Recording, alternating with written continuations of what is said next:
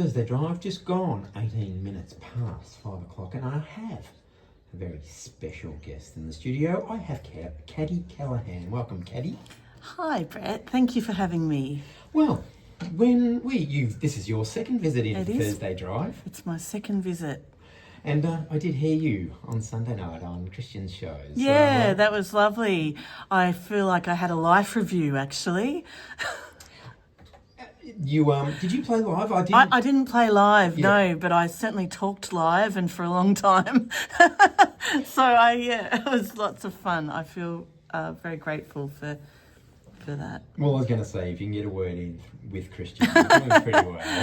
He's fantastic. He's a great supporter of the local musicians in Nillumbik. Yes, and you are a local musician, so yeah. And a bit of backstory, you've been working on an album for, I don't want to put a figure on it, but how long? With this, in this incarnation, yes. It's been, I was in Nashville in 2022. Before that, pre-production, since about 221-ish. Yeah. What drives you on to do that? Because that's a long time.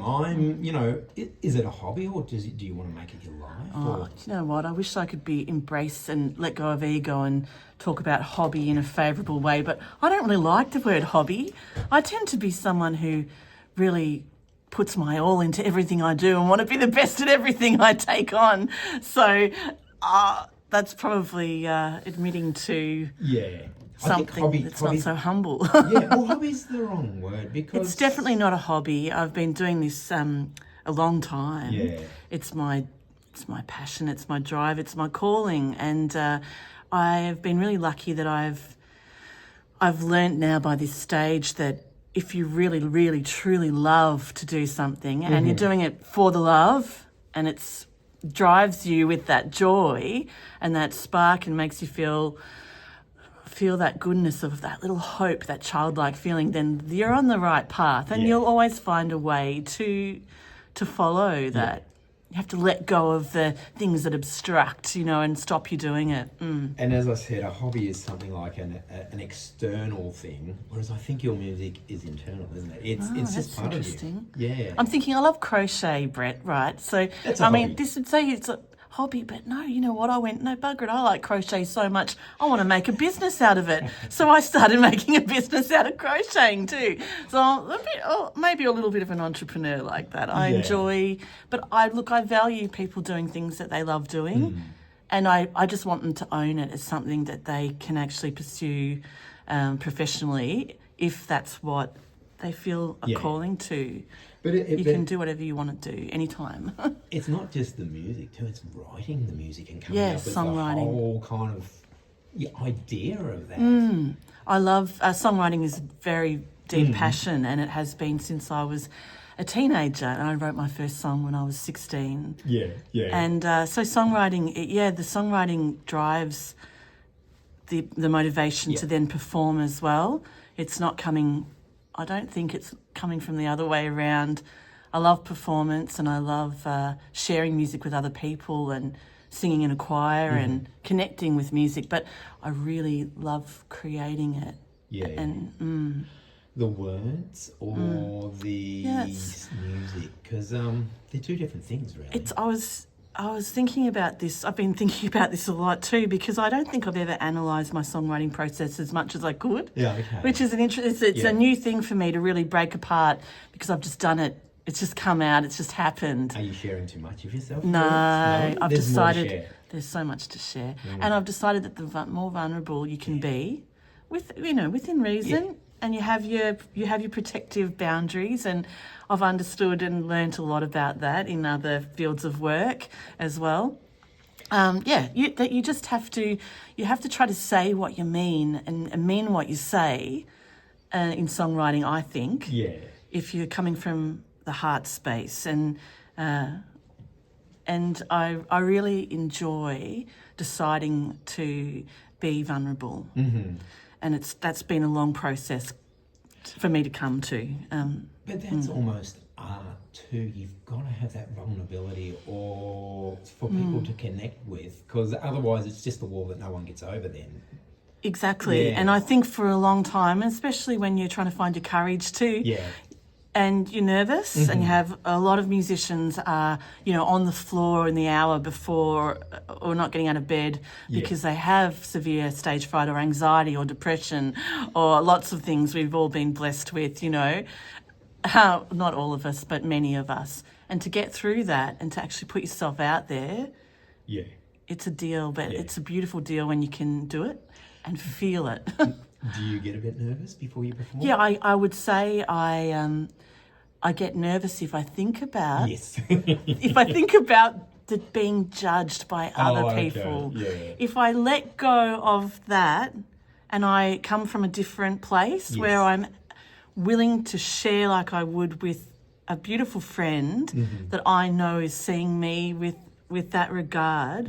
And I know that's a pretty high aim because we do know the reality is that you are being assessed, and we all do it. That's what you do. However, if you come from it with, well, this is what I've got, I'm being honest and I'm bringing the best I can possibly bring, that's all you can do, I think. Yeah. That's pretty amazing. So any favourite music on the album? Or have you got favourite songs, or just is it that changes from day to day. Sometimes I'm really feeling it's funny, the first single that I've just released is a lot more kind of light, airy. It's not as upbeat. It's got a nice groove, but it's a more mellow love pop song, But I've got some on there that are pretty funky little groovy rock pop songs. Is there an underlying theme to it that somehow links all these songs together? There is. It would be a devotion to passion and love and yearning and lots of unrequited love and lots of trying to get the message across that, look, we all want to be loved. Yeah. And we all want to find that. True. That beautiful connection. And that's... yes, my music really does have a strong feeling of that. So the first single off the album, what's that one? It's called Light Years Away. Yeah. And it came about, actually I wrote it from a place, I was living in my house in Abbotsford at the time, beautiful high ceilings, floorboards, and it had a nice ambience. And that old school, the vintage stuff that you like, Brett, too, I know. And I just saw Brett's car and I'm like, oh, wow, I love your car. So anyway, I was sitting there and I really felt, this song is about putting out there that this is a resonant feeling that I want to pursue, is something that feels like it's light years away. The dream, the following the passion. But I want to put it out there as somewhat as a plea, a manifesto for what I want. Yeah. I reckon it might be a good time to have a listen to it. Oh, that'd be lovely. Thanks, Brett. So this is Caddy Callaghan with Light Years Away, the first single.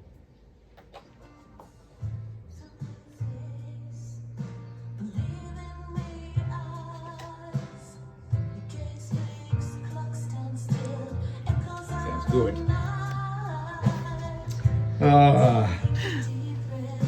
Is it a bit of a relief that you finally recorded? Oh, such a relief. It's the most beautiful feeling to have. I started making this record, I didn't mention that just then, but it's like 10 years ago. Yeah. I did say that on Christian's show. But that's, so they still stand up, the first songs you wrote 10 years ago? Yeah, and they're on the record as well. Oh, wow. I mean, actually, no, since 30 years. Oh, okay. 30. I've got a song on there when I was 16 that I wrote. Yeah. That's amazing. So, wow. Yeah, this isn't just a new thing that I've decided to do in the last 5 years. Good luck to anyone that wants to do that as well. But this is like since this high,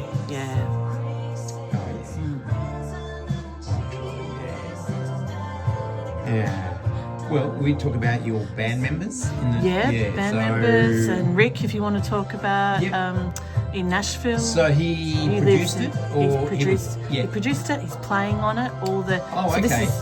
That's Rick in the backing vocals there.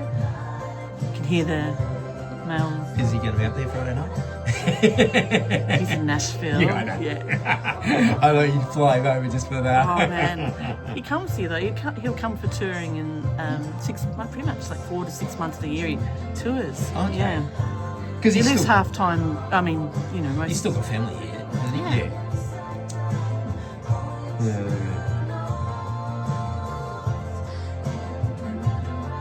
I was going to say, you know more than me when it's ending, but yeah, we've got a minute 23.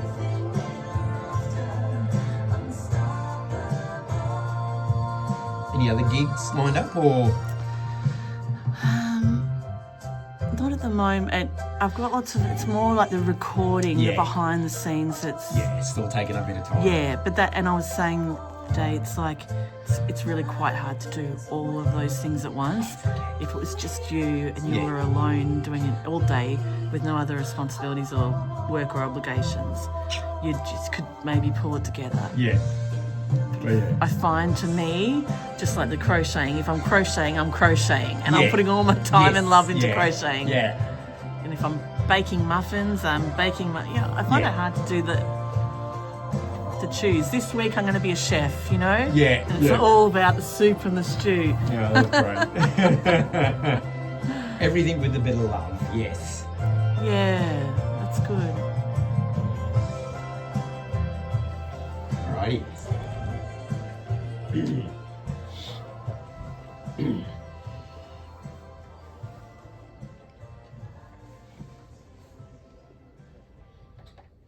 That's beautiful, Caddy. Light years away. Thank you.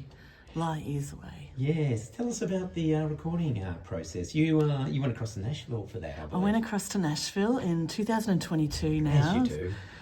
Wow, that was really an exceptional time. I spent a month in Nashville with Rick, and we just spent the days in recording bliss and just went with the, eating, sleeping, recording, repeat. Yeah. Very good, nearly a month. So that's why you went to Nashville? It is, yeah, that's right. I mean, I always wanted to go to Nashville, but I'm not a country artist, so, but, you know, Nashville is a lot more than just the country music we know, but I like to honour that. I went because Rick has been such an influence in my life since I was a teenager. Oh, you had a little crush on him? No crush. Oh, just musically. Well, you know what? I wasn't one of those teenage girls that had posters on my wall of rock stars. I had Superman. I had Clark. I had Christopher Reeve because of his superpowers. That was my thing. No, I loved Rick's music, and it. You know, I listen to his songs nearly every other day, so it's a huge influence. So, I guess session musicians are on the album? No, it's actually they can be. It's Rick and I. We're doing the lot. You're doing the lot? Yeah, we're doing the lot. So that's Rick's drums, bass, guitars, electric guitar, synth, Hammond organ, which is the Nord. We're thinking about possibly getting a great Hammond player for a few others, because we're still doing it. We're still making, we're in process still. I got the bones down when I was in Nashville. Yeah. Play the piano, sing, get the main guts of it down. And now is the putting it all together. So there was two of you on the album. What are you doing now? Because you're going to be playing tomorrow night up at Hurstbridge. I'm playing at Allwood. I'm bringing along my beautiful Nord piano, and I will be singing my 3 songs for the Songwriters evening, and I'm looking forward to that. I'll give you all the details about that later on. Because it's part of the, is it the Nuremberg Writers Festival or something? And that's Festival of Stories. Festival of Stories, yeah. So who have you got playing in your band then? Some local musicians? Well, I'm not playing in the band with them tomorrow night, but you're solo. I'm solo tomorrow. Although that said, Chris Arrowsmith, who's my drummer, he said he might bring along his little, maybe a kick and a snare or something, and play along with me. Yeah. But no, it's just me solo tomorrow, and every performer, I believe, there might be one band, I think, playing. Okay. I think everybody's playing solo form. Okay. I'll look it up, and I'll give everyone the details about that, because Is it ticketed? No, it's good to book on Humantics. Yeah, that's good. We're talking about words. And yet I think it's over. that's an example of it. Yeah. So that's free, I believe, but they would like you to book just to make sure that, like, for numbers and the logistics of that. It should be a good little gig then, because as you said, it's a beautiful community, Hurstbridge community. They come together and so much joy, and it's so lovely to share with an audience. The appreciation. And as you said, there's so many hidden musicians out there, hidden away, and they've got their own little studio in the back. Yeah, they do, and some of them just love to do it because they love. My brother, for example, is a fantastic musician, and he just likes to create in his studio, and that's that, you know. Yeah, lots, and I honour that. I still think that it's a really beautiful thing. It's fantastic. Yes. When can we get that single? Because nowadays, it gets quite confusing. It's in the ether, and then it just goes. At the moment, it feels like it is given away for free, and it's a bit sad. And I'm not a bit sad, a lot sad. A lot sad. Yeah. When it does come out, the album, what format will it be on? Well, it will be on all formats is my plan. Maybe not tape. That might be cool though. For now though, Bandcamp is a great place where you can support musicians that choose to put their work on. Even just buying that track for $3 makes an impact, because music is very expensive to produce. Now Spotify, of course, and I just any plays and saves and streams are always welcome. Always gets the numbers up. It's helpful. It just gives you a boost. But really, nothing's happening for really anyone easily on Spotify. No. What else? But in the future, Brett, when it's actually all completed and I get the hard copy happening, I'll do the whole vinyl and CDs, and then at gigs, it'd be wonderful to have that support. Purchase, especially or online. You need t-shirts. I know. I'm looking forward to the merch. I'm going to have some fun designing that. You got a video? I have. I've got a music video to go along with this special debut, and it you can find that on YouTube. And I'm happy to say, in a very nerdy way, that I'm happy that I applied for an artist channel on YouTube, and I have put together the Vivo where I've released it through, and my YouTube from before that, and they've put them together so that it's all together. All collaborated, and it was kind of segregated before. So you can find it there, and it's a beautiful music video shot by Constantine Films, fantastic Melbourne film. So shot locally? Yes, and that's what's exciting, because the landmarks are, there's Hurstbridge Cafe, and there's the Aqueduct walking trail in Research. So these are the little, what do you call them, Easter eggs you can find. Here we go on a scavenger hunt, find the little points in my music video. I know, Kangaroo Ground. There's, I won't even say what it is. Yes. Maybe people can work it out if they look on my YouTube. I was going to say, don't give too much away, because they can watch that, and then on the weekend they can take the kids out. There is a beautiful place where I recommend they take the kids. Which is in that music video. Okay, so you got to watch the video to find out. Yes. That's terrific, Brett. High five. So you got to get it out there. So that's fantastic. It's wonderful. Yeah, it's a lot of work. 4 days filming to make that one. 4-minute kind of. Yeah. So much work, but so much love goes into it. Yeah, fantastic. It's lovely to be have someone subscribe to your YouTube channel is really good. Yeah, that's great. Time's getting on, 5:37. I'm gonna go. Do you want me to take over for you? Let me rephrase that, Caddy. I am going to play a couple of messages. I'll play a track and then we'll come back. Beautiful. Hi, this is Missy Higgins for RED, recording artists, actors and athletes against drink driving. I see a lot of things. That was so good. Oh, good. That just totally came out naturally, didn't it? Well, that's what I said. It's a conversation. It's not an interview. Good. Yeah, and I got the little. You do really well to do that. Oh, good. Yeah. If you plan to drink, plan ahead. And that's people kind of get, oh, I'm going to interview. No, it's just a conversation. It's a bit of a laugh. It's a bit of a. But it's a good skill Yeah, to. that's good. Yes, a little bit of a political kind of show today. Not too political. We like to let the music do the talking rather than jump on our soapboxes and rant about who you should vote for. This is from the English Beat. Stand down, Margaret. Stand down, please.